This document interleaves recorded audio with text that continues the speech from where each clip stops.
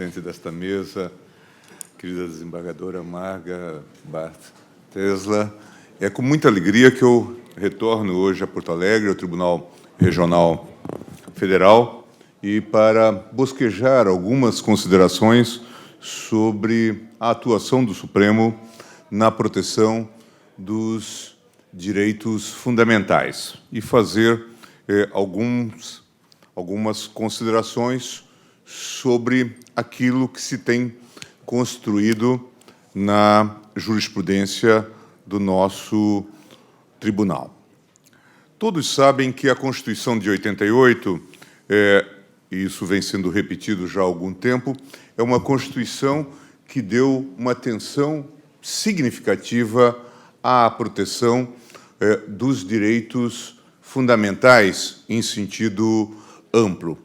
Basta uma análise superficial do catálogo dos direitos fundamentais, a partir do próprio artigo 5º, para se perceber quão importante para o Constituinte pareceu a defesa, a proteção dos direitos e garantias fundamentais. Mas o Constituinte de 88, como nós sabemos também, não quis, ou até antes, pelo contrário, quis romper com a tradição de que esses direitos deveriam ter uma feição fortemente retórica.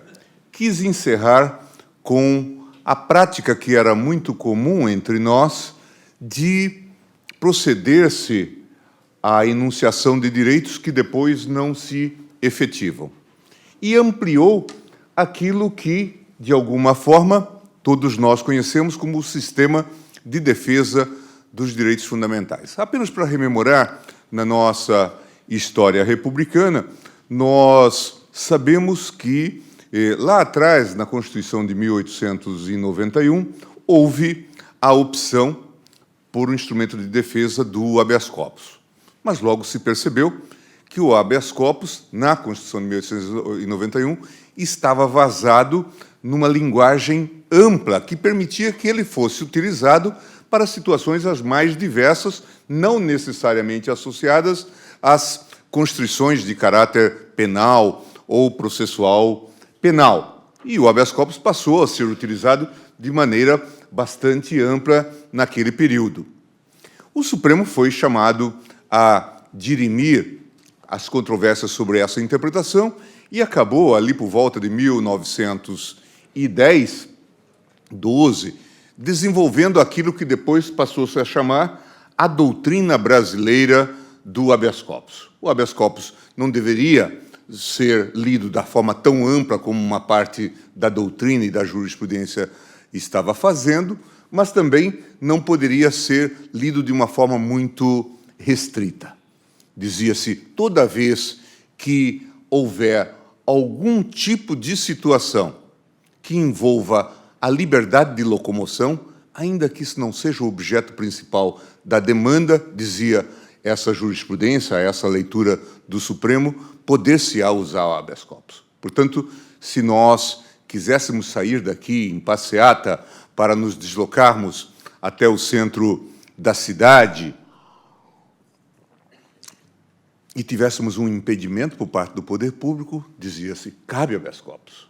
Mas se nós quiséssemos, eventualmente, nos dirigir daqui para uma igreja em procissão e tivéssemos esse impedimento, portanto, uma vez a liberdade de reunião ou de manifestação, outra vez o direito de liberdade religiosa, e tivéssemos esse impedimento, poderíamos também lançar mão do habeas corpus. Veio a reforma de 1926 e estabelece uma limitação, dizendo, de forma muito clara, dizendo habeas corpus não cabe, a não ser realmente para as constrições ligadas ao processo penal e ao direito penal, a liberdade de ir e vir estrito sensu. Reforma-se, portanto, a própria interpretação adotada pelo Supremo Tribunal Federal. Caça-se essa leitura, portanto, revoga-se a doutrina brasileira do habeas corpus. Percebe-se, então, que era necessário fazer-se algo. E esse algo foi feito, começa a ser... Já naquele processo de emenda foi discutido, falava-se num mandado de garantia ou coisa do tipo, que veio a ser um mandado de segurança desenvolvido a partir de 1934. Por que eu faço essa incursão e essa digressão? Porque, de alguma forma, isso explica um pouco por que, na nossa tradição, na tradição brasileira, diferentemente da tradição ibérica em geral, nós acabamos por produzir esse modelo dual de proteção. Não demos ao modelo do amparo, não adotamos o modelo do amparo com essa visão mais ampla, em função desse incidente histórico associado à Constituição de 1891. Mas agora vem a Constituição de 88 e amplia esse rol de elementos de proteção, criando o habeas data para esses chamados direitos subjetivos de personalidade, muito voltado, hoje já há propostas de releitura, mas muito voltado, provavelmente, numa primeira abordagem, para um acerto com o passado, ter conhecimento dos elementos constantes de arquivos e a correção desses elementos dos arquivos, especialmente do período ditatorial. E o mandado de injunção. De fato, aqui, a novidade. O Constituinte, como sabem, não se limitou a pensar no mandado de injunção, mas pensou também na chamada ação direta por omissão, para pôr cobro a uma situação que é típica, ou era muito típica, do nosso constitucionalismo. Promessas que são feitas no texto constitucional, mas que logram ser inefetivas por conta da não edição das leis prometidas. O Constituinte quis, de fato, encerrar esse quadro e embrenhou-se num tema assaz difícil, como nós sabemos, porque tratou da omissão inconstitucional. Se há um tema em que direito e política andam par e passo, é por aí. Não raras vezes, os legisladores reclamam que o Supremo está interferindo demais. Por quê? Porque está exigindo que se edite uma lei. Ou, ainda, porque acabou por editar em seu lugar a lei que eles se negaram a fazê-lo. A leitura que uma parte significativa do Congresso faz, um pouco, acredito, alheia, um pouco alienada em relação ao texto constitucional de 88, de que aqui há uma plena discricionariedade do Poder Legislativo de editar ou não a lei. Não há um dever constitucional de legislar, mas a própria edição da lei está no mundo da discricionariedade legislativa. Alguns chegam a falar, inclusive, em soberania do Poder Legislativo nessa seara. Vejam, senhores, portanto, que é uma área extremamente delicada. E o Supremo, então, lidou com esse tema, inicialmente, com muito cuidado. Diante da perplexidade que havia na doutrina, no próprio meio jurídico-político, o Supremo se dividiu. Houve vozes que, desde o início, seguindo uma doutrina bastante enfática e barulhenta até, que defendia a ideia de que o Supremo deveria suprir as omissões legislativas, sempre que se identificasse um dever constitucional de legislar, o Supremo trilhou o caminho da prudência, especialmente no mandado de injunção 107. Entendeu que caberia a ele advertir, apelar, eventualmente até determinar de maneira muito cautelosa que o Congresso suprisse a omissão inconstitucional.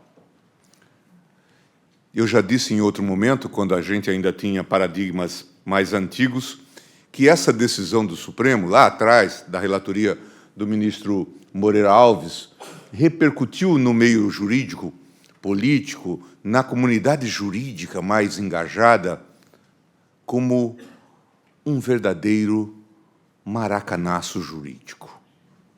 Não tinha eu ainda, quando disse isto, o 7-1 aí de Belo Horizonte, né? Mas toda a comunidade jurídica passou a criticar. A frustração era geral, porque o Supremo tinha retirado a efetividade desse instrumento e, com isso, conspurcado aquilo que era original, aquilo que era diferente no texto de 1988. Esse acerto de contas com esse constitucionalismo um tanto quanto fake, que dá um poder imenso ao legislador para bloquear a efetivação de direitos, especialmente de direitos de caráter positivo, afetando, inclusive, de forma muito forte, todo o catálogo dos direitos sociais. Esse debate prosseguiu. Muitas críticas a esse julgamento, até por parte do Congresso Nacional. Aqui do Rio Grande do Sul, por exemplo, posso citar, entre os críticos, Pedro Simão, que dizia: mas nós demos esse poder ao Supremo e o Supremo não quer exercer essa função. Mais tarde, certamente, quando o Supremo passou a exercer essa função, muitos desses críticos da posição, vamos chamar assim, cuidadosa, conservadora do Supremo, passaram também a criticar agora a posição ativista do Supremo Tribunal Federal. Um pouco essa esquizofrenia que acontece no mundo político e também no mundo político jurídico. Mas esse é um dado importante. É verdade também que o Constituinte brasileiro não tinha anotado, tendo em vista, inclusive, o pouco desenvolvimento da nossa doutrina a propósito desse tema, que no meio da chamada omissão estava também a omissão parcial. E essa é mais complexa, de certa forma, porque, ao lado da omissão absoluta ou total, que reclama uma resposta mais contundente, precisa, nós passamos a identificar casos de omissão parcial. Casos em que o legislador atuou de maneira incompleta, não satisfatória, ou casos em que a evolução hermenêutica vai mostrando que a lei já, ou a norma existente, já não mais protege uma dada situação tal como era desejado.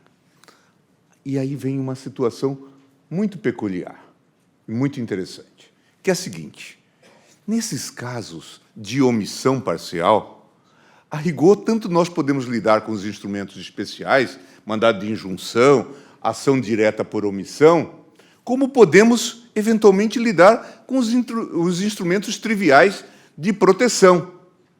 A questão básica é que precisamos fazer um ajuste em temas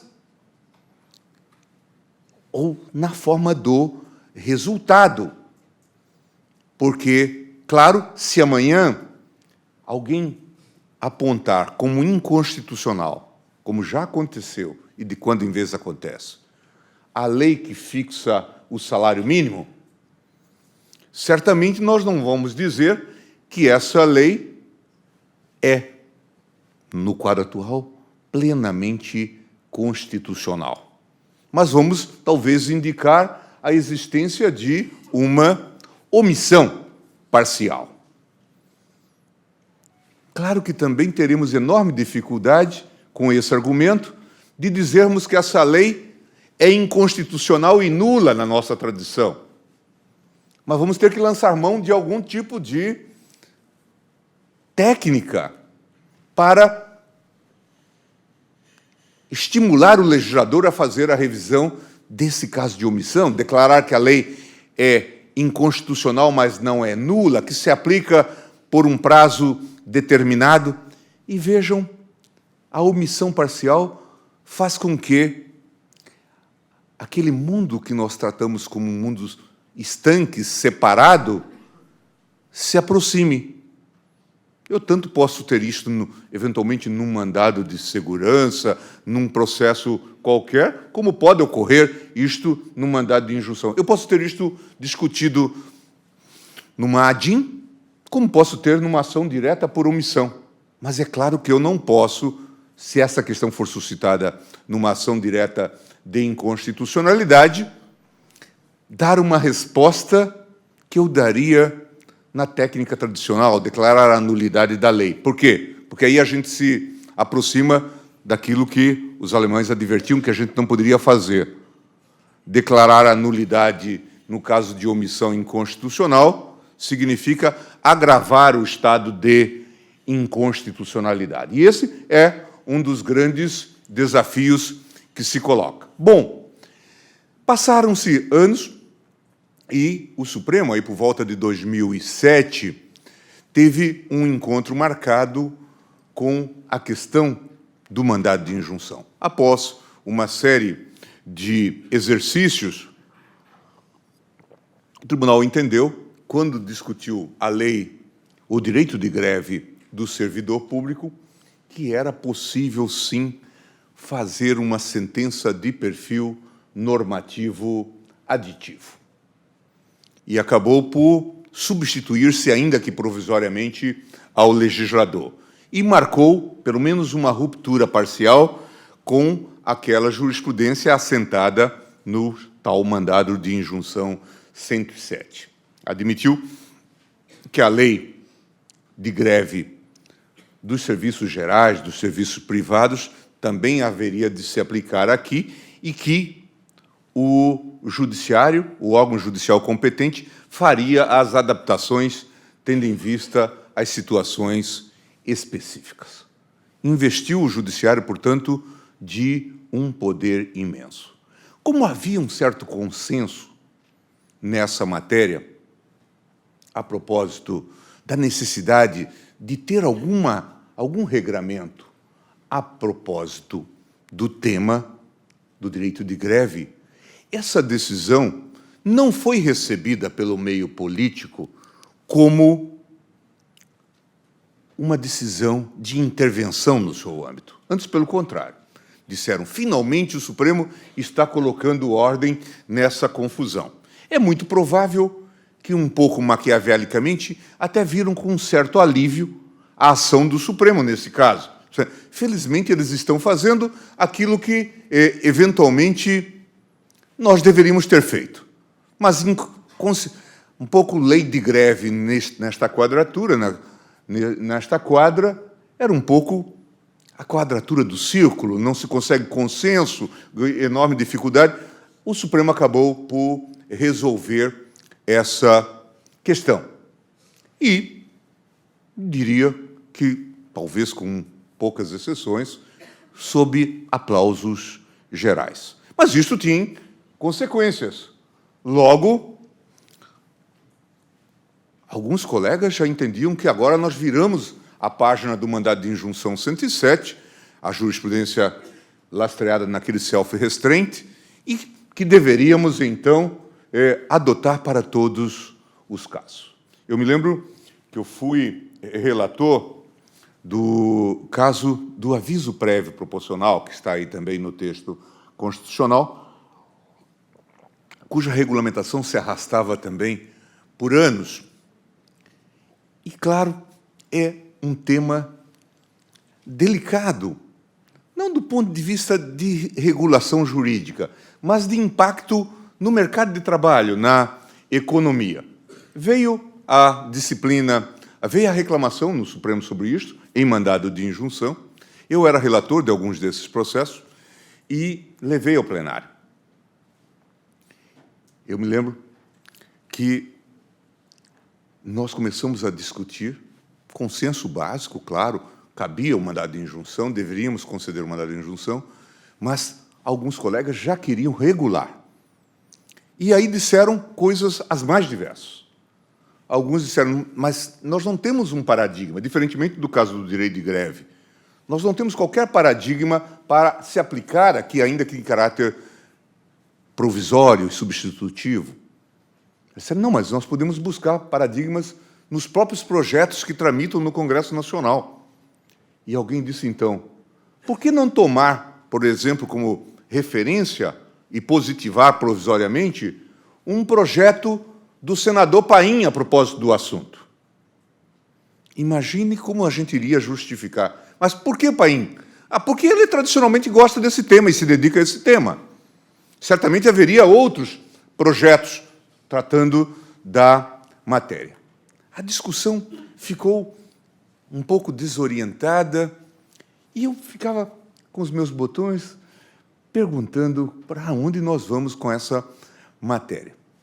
E também eu tinha uma aflição peculiar naquele dia, porque era um dia do jogo do Santos e Peñarol, lá em São Paulo, e eu tinha me programado para ir para lá. Nós avizinhávamos já das 6 horas, e eu via que o meu jogo ficaria prejudicado se aquela discussão prosseguisse.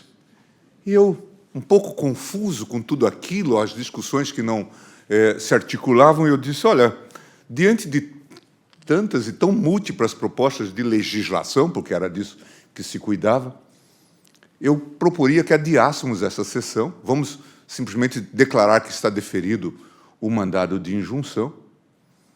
Havia casos dramáticos, por exemplo, pessoas que tinham trabalhado na Vale do Rio Doce por 40 anos e vindicavam o reconhecimento do direito ao aviso prévio proporcional. Portanto, isso dizia respeito a coisas que afetam a vida das pessoas, né, que estavam lutando para ver reconhecido o seu direito. E os colegas aceitaram.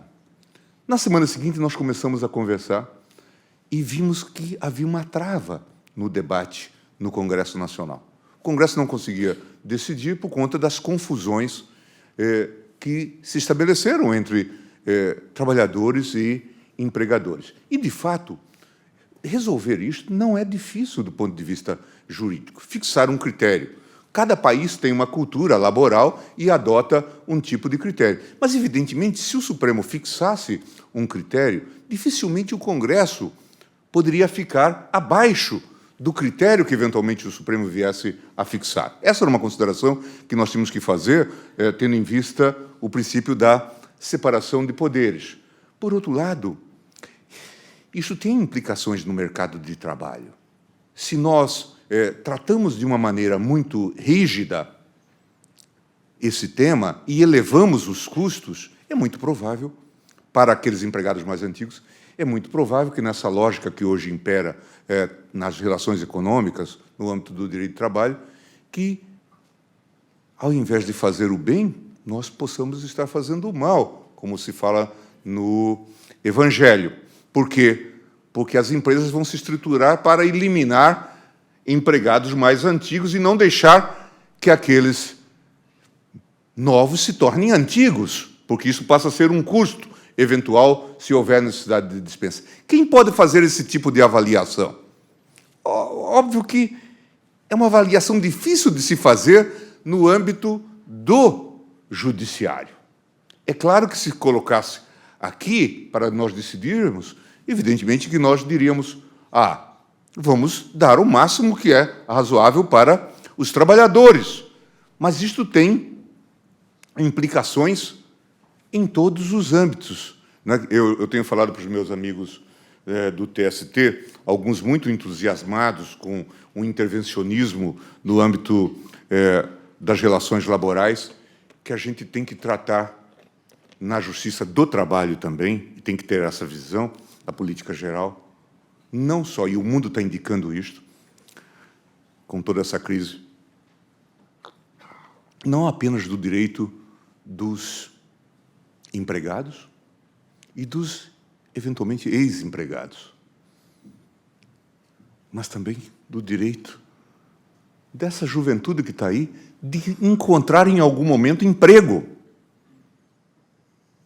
Então, uma leitura equivocada desse sistema pode gerar realmente distorções. E essa era uma responsabilidade muito grande.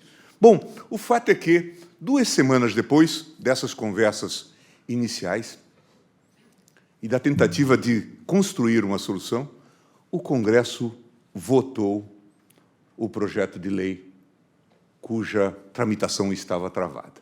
É um caso raro em que, sem forma nem figura de juízo explícita, conseguiu-se destravar essa questão e produzir-se uma solução. Se o Congresso amanhã entender de reformular, bem, nenhum problema, mas superamos o caso da omissão. E os casos que lá estavam, nós adotamos o paradigma fixado pelo Congresso. Portanto, não tivemos maiores problemas. É um caso interessante e me parece que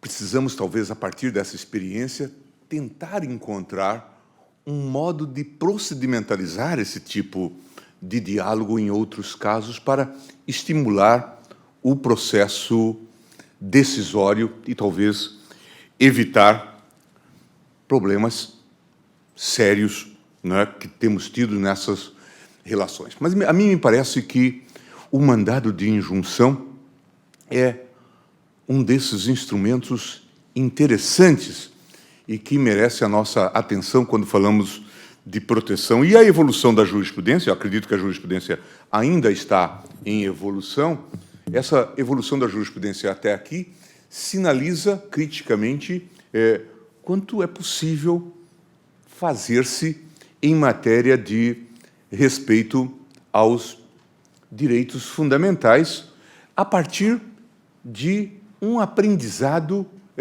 crítico e de uma leitura crítica da própria prática jurisprudencial.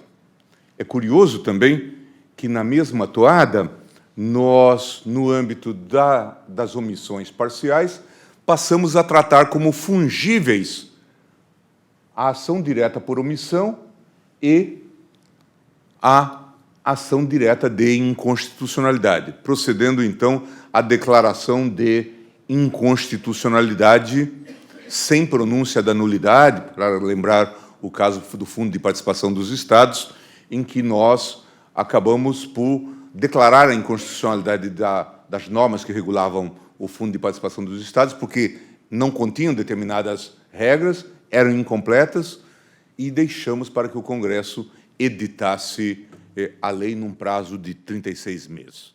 O Congresso não conseguiu acudir a esse reclamo.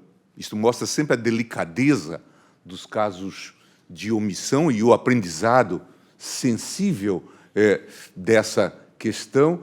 E aí os governadores, tementes de que houvesse uma interrupção no repasse do FPE, entre eles agora o saudoso governador de Pernambuco, vieram ao Supremo e entraram com uma ação direta por omissão, pedindo uma liminar para que a lei que fora declarada inconstitucional e que tiver o seu prazo agora já de validade já vencido, excepcional, fosse prorrogada por um prazo determinado, que acho que o ministro Lewandowski, numa liminar em sede de presidência do Supremo, deu um prazo de 6 meses, e isso levou o Congresso, pelo menos, a legislar sobre a matéria.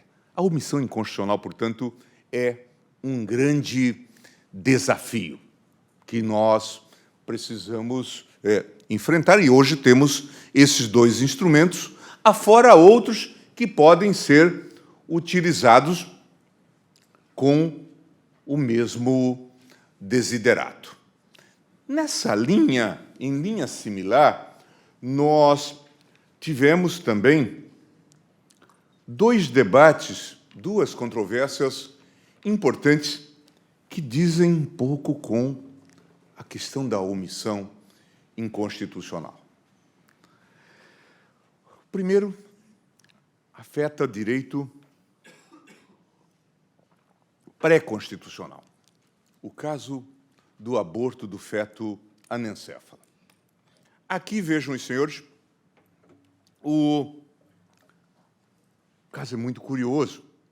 Eu me lembro, já faz muito tempo, que um dado dia, no tribunal, no plenário, fomos informados de que, naquele dia, naquela quarta-feira, nós deveríamos decidir um habeas corpus, que tratava do aborto do feto anencefalo. Uma ação que viera lá de baixo e que alguém, em nome da mãe, tentava obter a ordem para realizar essa intervenção e não lograra êxito. Recursos sucessivos, e aí o processo chegou, creio que numa sexta-feira, no Supremo. O ministro Joaquim Barbosa era o relator, decidiu, não decidiu pelo liminar, submeter a matéria ao plenário, mas se dizia, a gestação já estava nos seus últimos dias, era preciso fazer algo. E ele, então, propunha que o tribunal deliberasse em liminar e que concedesse, desde logo, o habeas corpus. Ponderações várias. Eu já disse em algum momento que a impressão que eu colhi daquela hora era de grande perplexidade. É como se um jumbo tivesse pousado no plenário. Um olhava para o outro, e muitos nunca tinham ouvido falar dessa possibilidade, e agora tinham que decidir e conceder a ordem. Os mais experientes se entreolharam, e o ministro Pertence, então, disse, se já tem tanto risco dessa criança nascer, e se quer essa decisão, será que essa criança já não nasceu no final de semana? E o presidente Maurício Correia, então, disse, vou verificar. Saiu por uns instantes da sessão e ligou para o Rio de Janeiro. E, aliviado, voltou do seu gabinete e disse, a criança nasceu no sábado, viveu 4, 5 minutos e morreu. O plenário respirou aliviado. Menos o ministro Joaquim Barbosa, que queria conceder a ordem. O habeas corpus está prejudicado. Na nossa tradição, não havia proveito para aquele caso, diferentemente do que, inclusive, se opera na lógica, por exemplo, do direito americano, está resolvida a questão. Em seguida vieram novos pedidos, e especialmente uma DPF para que o Supremo se pronunciasse sobre o assunto. E depois de vários incidentes, o tribunal acabou assumindo uma posição clara a propósito desse tema, dizendo que, de fato, aqui havia uma lacuna normativa e que o tribunal deveria colmatar essa lacuna. Foi a decisão que se tomou na ADPF. Este é um caso interessante e que provocou uma pletora de incompreensões em relação ao Supremo Tribunal Federal. Por quê? Porque esse tema, de alguma forma, já estava sendo discutido no Congresso Nacional, mas alguns grupos não queriam que ele tivesse uma disciplina. Entendiam que, talvez por essa porta, viesse também a regulamentação, ou a discussão, ou já estava até mesmo sendo discutido, a regulamentação do aborto. Em suma, que poderia ser um cavalo de Troia nesse debate todo. E muitos criticaram fortemente o Supremo, e aí volta o argumento da invasão, da usurpação de competência do Congresso Nacional, dos excessos cometidos pelo ativismo judicial. Este é um caso, portanto, interessante, e nós vimos aqui, a solução veio pela arguição de descumprimento de preceito fundamental, que é um instituto muito curioso, que está no texto constitucional desde 88, mas cujo caráter, cuja natureza não era efetivamente conhecida. A rigor, ninguém sabia bem num texto constitucional tão rico de instrumentos, com o controle concentrado, fortemente representado na ADIM, na ação direta por omissão, depois na ação declaratória, com todo esse instrumentário da defesa dos processos subjetivos, com habeas corpus, mandado de segurança coletivo, mandado de injunção, habeas data, para que se prestaria a ADPF? Em alguns momentos dramáticos, alguns lançaram mão da ADPF, entendendo que faltava um instrumento, tentava-se fazer a viabilização da provocação do Supremo via ADPF, mas o Supremo sempre disse isto carece de regulamentação, uma vez que o texto claramente havia dito que faltava, que carecia de uma disciplina por parte processual, inclusive, por parte do Congresso Nacional. Eu participei ativamente da construção legislativa, da positivação desse modelo.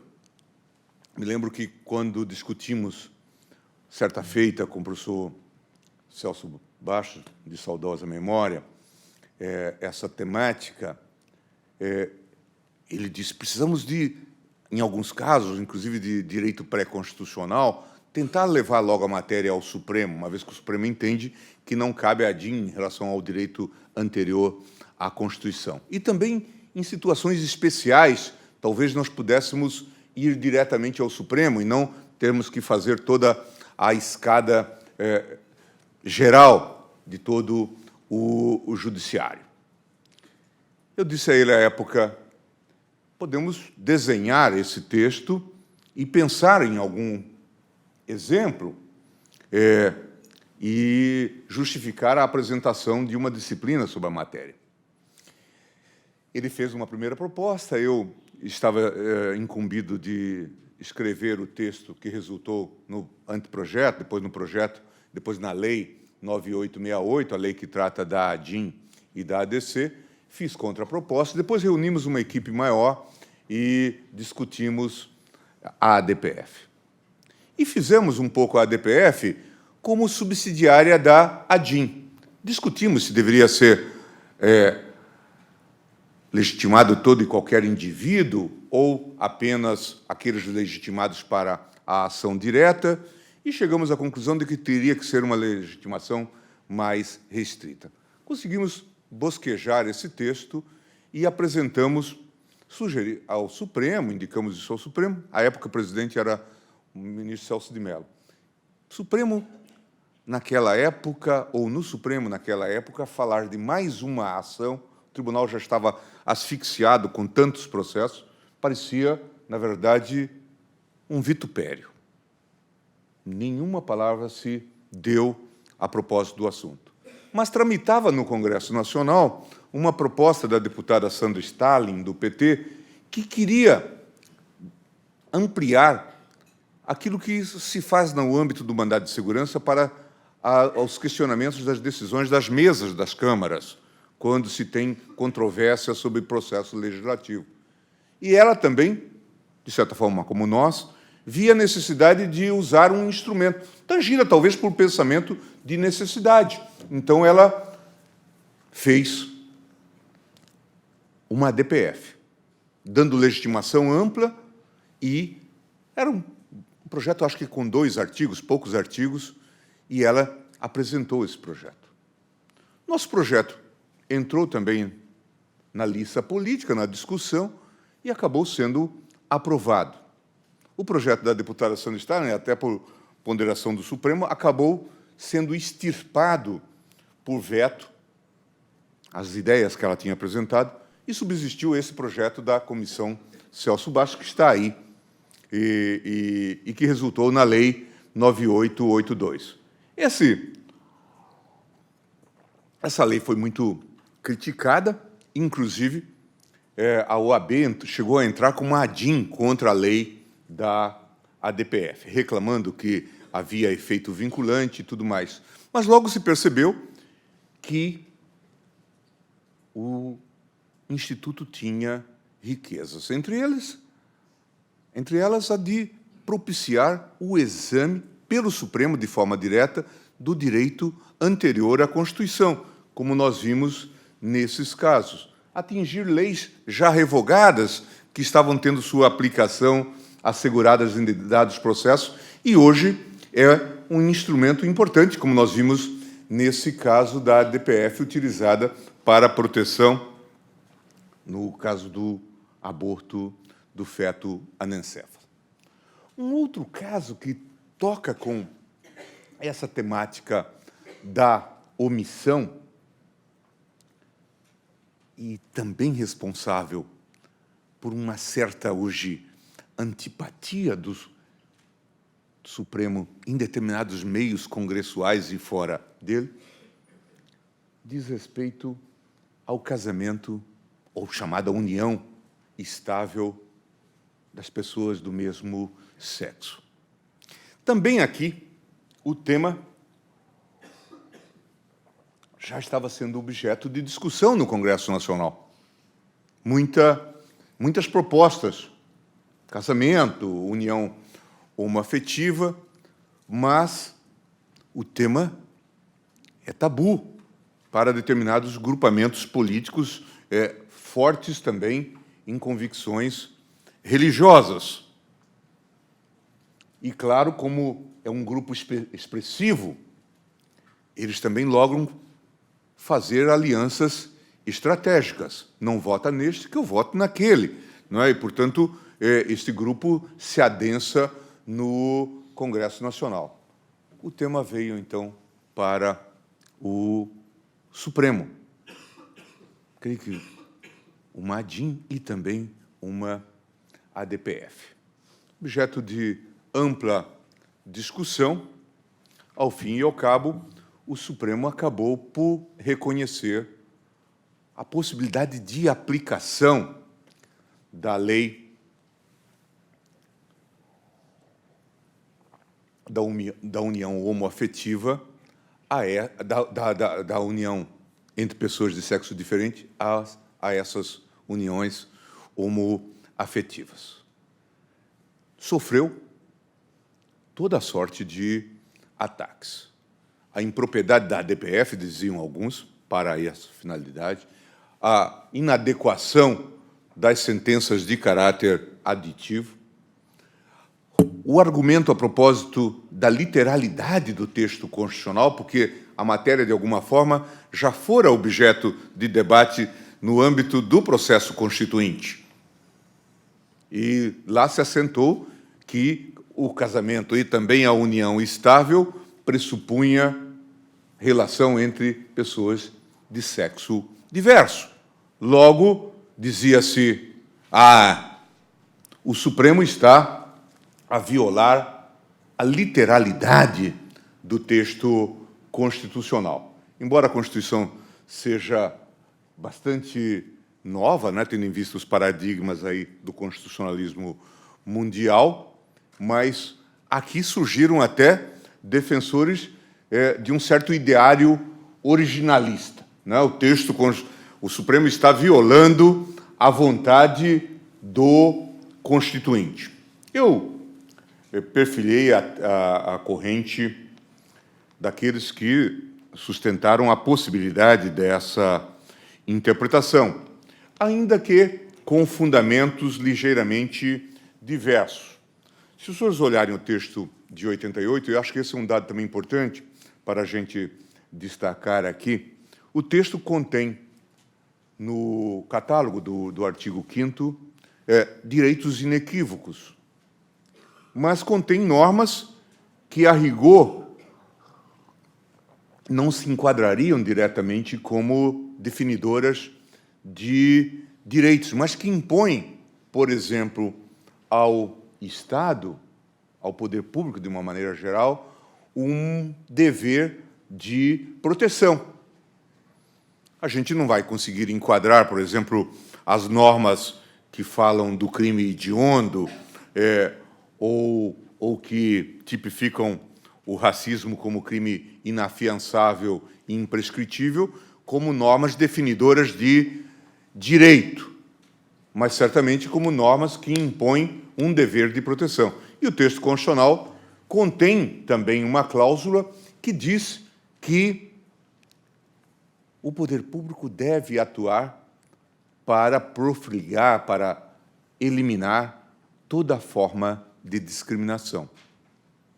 Um claro dever de proteção explícito no texto constitucional, e esse me parece que é o fundamento adequado para essa decisão do Supremo Tribunal Federal nessa matéria. Evidentemente que, desde essa decisão, tem sido o Supremo Tribunal Federal também fortemente criticado por conta das incompreensões que já se materializavam no âmbito do próprio do Congresso Nacional e também fora dele. Alguns argumentos jurídicos e outros nem tanto. Surgiu até uma emenda proposta por um deputado evangélico da bancada do PT do estado do Piauí, que propõe, essa emenda está um pouco congelada no Congresso Nacional, um pouco, acho que quase que arquivada, não sei se formalmente, mas que propunha, em linhas gerais, que decisões do Supremo com eficácia erga omnes só valessem depois de aprovado pelo Congresso Nacional. E que o Congresso Nacional poderia cassar decisões do Supremo. Não sei se esse infeliz teve alguma assessoria para lhe dizer que isso era a reedição daquilo que fora concebido na Polaca de 37, que, de fato, permitiu que decisões do Supremo fossem cassadas, inicialmente se dizia pelo Poder Legislativo, pelo Parlamento, só que, à época, acabaram sendo cassadas pelo presidente ditador, por força de decreto. Mas vejam, senhores, portanto, a delicadeza desse tipo de trabalho e, evidentemente, nós temos aqui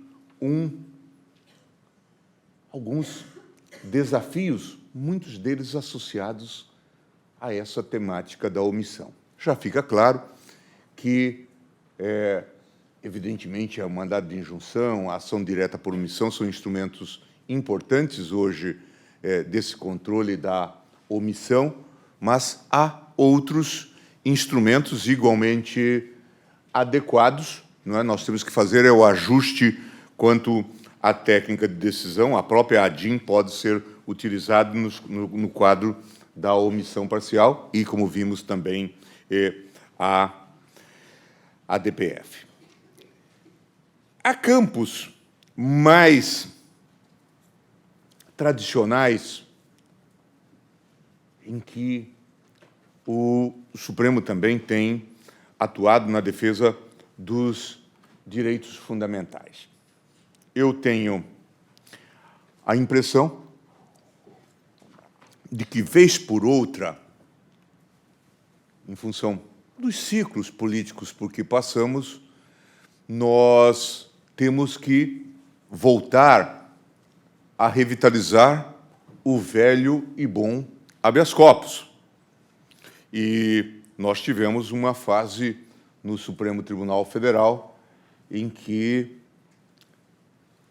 nós voltamos a utilizar com muita ênfase o habeas corpus. Não que nós não o utilizemos rotineiramente.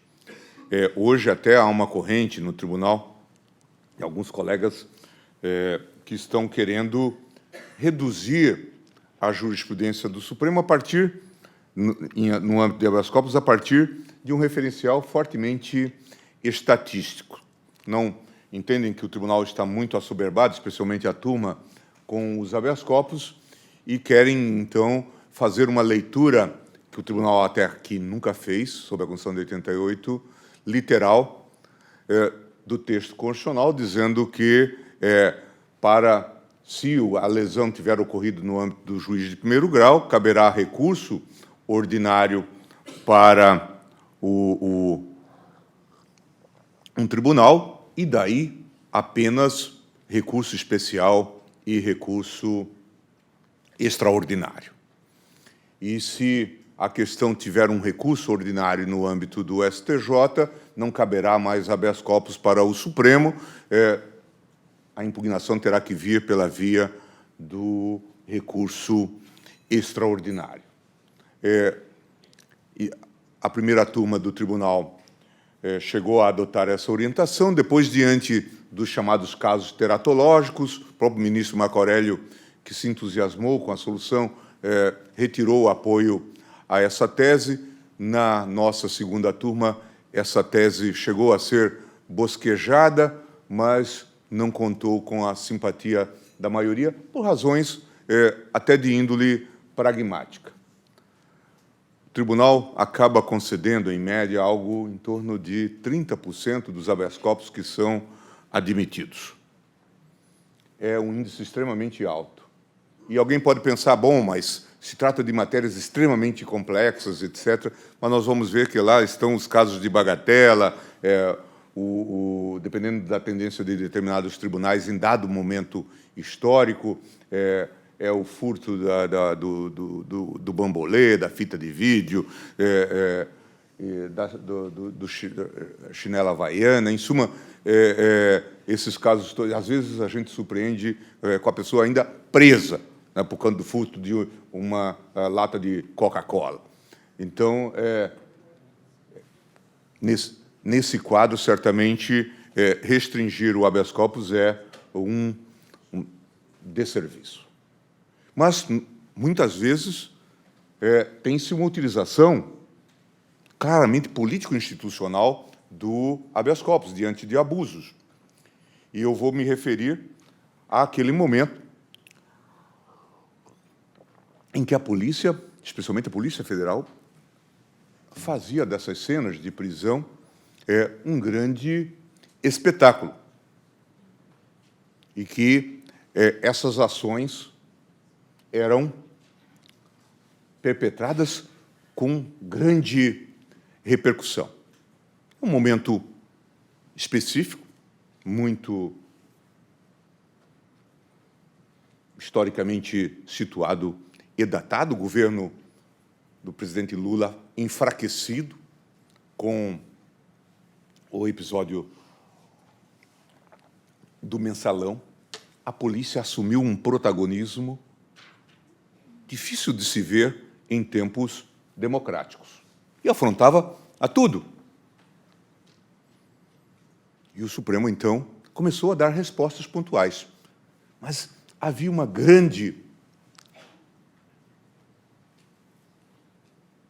grande apoio a esse tipo de ação. Um país com tradição de impunidade, é muito fácil construir, passar para o imaginário da população que, com um modo um tanto quanto atrabiliário, está se fazendo justiça. E a gente tem que sempre ficar, especialmente nas democracias, nós temos que ficar muito vacinados, advertidos, em relação a esses salvadores. Todos nós que somos religiosos temos que ficar muito, e os que também não são, atentos em relação a essas pessoas, né, que começam no plano do exercício da autoridade normal, cotidiana, humana, começam a falar com Deus, né? A gente tem que ficar um pouco desconfiado. E a Polícia Federal, naquele momento, estava um pouco falando com Deus, né, exercendo o seu papel, colocando o judiciário num papel secundário, criando constrangimentos, inclusive, para o juiz que não deferia as ordens solicitadas, ameaças. Esse era o quadro. A gente tem que depois escrever sobre isso e registrar, porque esse era um quadro, num momento de falta de controle. E o Supremo, então, por diversas mãos, começou a responder a essas ações, concedendo ordens de habeas corpus. e encerrando muitas dessas atividades. Não é um tema de fácil solução, porque se trata de decisões que são tomadas também no calor dos acontecimentos. Mas o tribunal precisava dar uma resposta. E acabou por dar essa resposta, criando um certo constrangimento. Posteriormente, se viu, e hoje há dados aí que correm, que muitas dessas operações eram até encomendadas, muito provavelmente até pagas, mediante corrupção. Um célebre delegado, que depois logrou mandato de deputado, estava envolvido num grande esquema e passando de herói. E o tribunal deu uma resposta adequada. Veio uma outra decisão associada a isso, que foi a súmula das algemas. Por quê? Porque não bastava prender, era preciso expor o sujeito algemado. Um governo débil, fraco, submetido às pressões da polícia, coagido, deixava que isso acontecesse. Não estou dizendo isso aqui, que eu não disse antes. Disse isso ao presidente Lula. O seu governo era fraco porque tinha problemas com... Tinha que prestar contas por conta do mensalão, por conta do sistema de corrupção que tinha se estruturado. E aí, o tribunal decidiu, num caso que ele construiu, editar a súmula das algemas. Muito criticado. A meu ver, um caso sábio de resposta a esses abusos. Havia jurisprudência no passado do Supremo Tribunal Federal no sentido de que a algema teria que ser aposta, colocada, num quadro tangido pelo princípio da proporcionalidade. Eis que veio um caso da relatoria do ministro Peluso, esse é um caso até uma certa ironia histórica, em que a juíza no interior de São Paulo decidiu colocar a algema num pobre pedreiro que estava sendo julgado pelo Tribunal do Júri. E ele veio com habeas corpus até o Supremo, dizendo que aquela condição já era quase que o retrato de uma confissão. Estar perante o Tribunal do Júri algemado era como se ele estivesse confessando a sua culpa de forma clara. E que isso não poderia ocorrer. As considerações todas iam no sentido de que, de fato, ele tinha razão.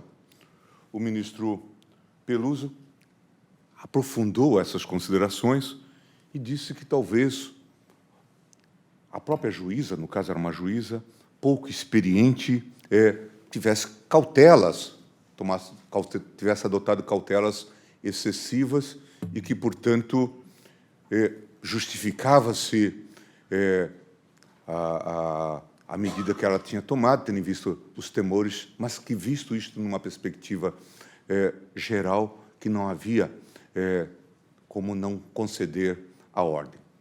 Mal sabia ele que a juíza do caso era uma filha sua e que tinha atuado e que tinha tomado essas cautelas. Mas, em suma, o tribunal adotou essa súmula das algemas e acredito que é um bom paradigma. De quando em vez as pessoas dizem, mas isto não se aplica a todos. É verdade. E isto aponta o quê?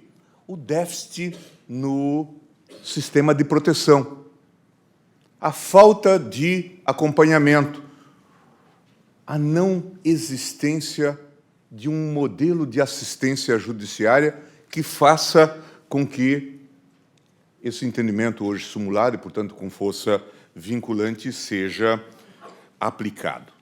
De modo que, a mim me parece que nós temos avançado de maneira bastante significativa no que diz respeito à proteção dos direitos fundamentais. Não gostaria de encerrar sem também deixar uma nota importante, a meu ver, a propósito da evolução da jurisprudência do Supremo Tribunal Federal no plano dos tratados de direitos humanos, matéria a qual certamente muitos dos senhores já deram a devida atenção e que foi objeto de ampla discussão.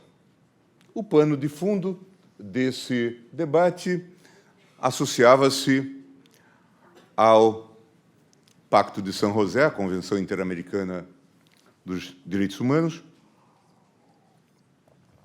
e o ponto central, fulcral, estava associado à prisão civil por dívida.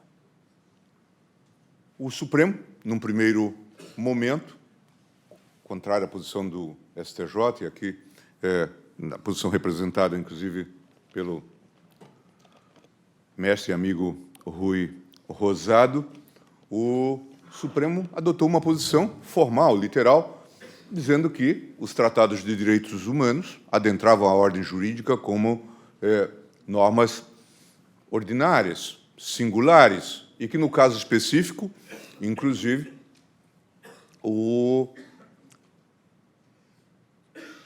a norma constante da lei, da alienação fiduciária, que permitia a prisão do depositário infiel, era uma lex specialis em relação à norma geral. Em suma, o Supremo refutou essa ideia e manteve essa jurisprudência. Extremamente cruel, exagerada, desproporcional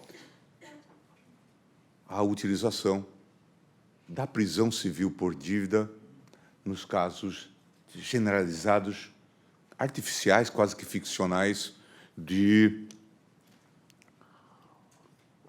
do depositário infiel na alienação fiduciária. A crítica se acumulou a essa jurisprudência e o tribunal, seguindo, inclusive, uma abordagem que já tinha sido feita num voto vencido do ministro Pertence, fez uma releitura de sua jurisprudência e assentou que agora se poderia fazer, sim, uma recompreensão, estabelecendo que os tratados de direitos humanos adentram a ordem jurídica com força de norma infraconstitucional, mas supralegal. A consequência da decisão, no caso específico, foi superar a jurisprudência anterior e considerar revogados todos os casos de prisão civil por dívida, excetuados os casos por dívida alimentar.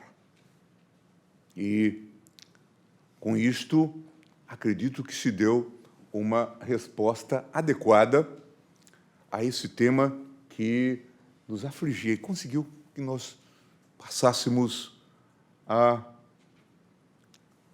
ter um pouco mais de espírito de modernidade na leitura do texto constitucional e dos tratados, né, condizente com o nosso estágio de civilização. É evidente que essa decisão tem outras implicações. São muitas as implicações. Muito provavelmente, nós vamos ter desenvolvimento do próprio texto constitucional, da interpretação constitucional, nós vamos ter modificação da interpretação do texto constitucional a partir dessa conjugação de normas constantes de tratado e normas constantes do texto constitucional.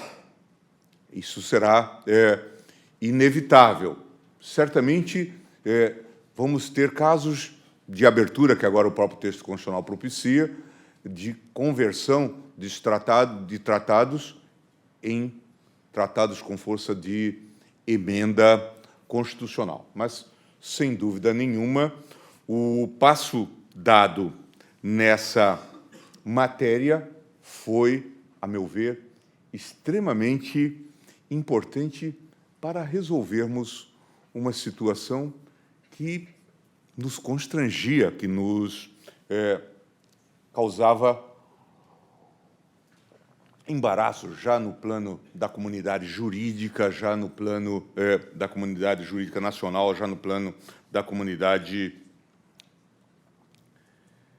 jurídica internacional.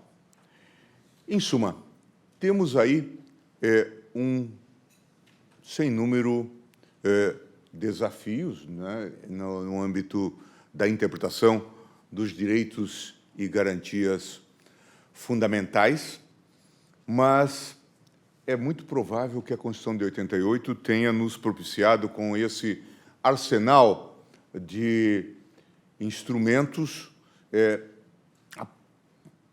a possibilidade de sermos confrontados nos mais diversos âmbitos do Judiciário, e especialmente no âmbito do Supremo Tribunal Federal, com provocações que, devidamente analisadas e contempladas, podem nos levar a uma recompreensão ou a uma nova apreensão,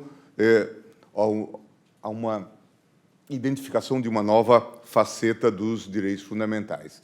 Da minha exposição, os senhores percebem que nem sempre a posição hoje adotada foi inicialmente compreendida no âmbito do Supremo Tribunal Federal, prima facie, foi se dando por uma construção, como nós vimos no caso do mandado de injunção, ou neste caso da prisão civil por dívida do depositário infiel. Mas isso está longe de ser negativo. Também a gente pode apontar que, nos próprios votos vencidos, e isso é extremamente importante, fica-se um embrião, né, de um projeto de decisão no futuro. Isso me faz lembrar o meu amigo professor Peter Hebele, que, num texto sobre Constituição, Tempo e Constituição, texto bastante interessante, ele diz que, a rigor,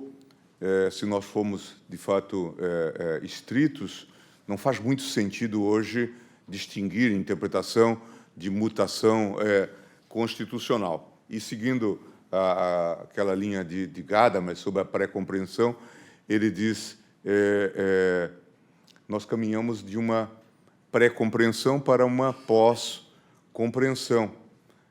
E a pós-compreensão, que é o resultado do nosso trabalho hermenêutico, do nosso processo hermenêutico, nada mais é do que a pré-compreensão do futuro. Portanto, esse processo prossegue e tem desenvolvimento. E isso se vê quando a gente faz o balanço da jurisprudência do Supremo Tribunal Federal nesses 25 anos. Temos espaços para desenvolvimento e temos enormes carências, eu acho, em termos de desenvolvimento. O texto constitucional de 88, como os senhores sabem, dedica, no artigo 5º, metade de suas disposições aquilo que a gente pode chamar, em gênero e devido processo legal, as garantias materiais e formais do processo. Mas muita coisa precisa, de fato, ser concretizada. Alguns direitos elementares do acusado, ou mesmo que é chamado de direito do preso, estão longe de serem sistematicamente respeitados. Ainda na semana passada, ou na semana retrasada, nós tivemos na turma um caso de confissão no inquérito policial militar, sem que a testemunha investigada tivesse sido advertida do direito de permanecer calada. E nós, neste caso, anulamos, portanto, a condenação.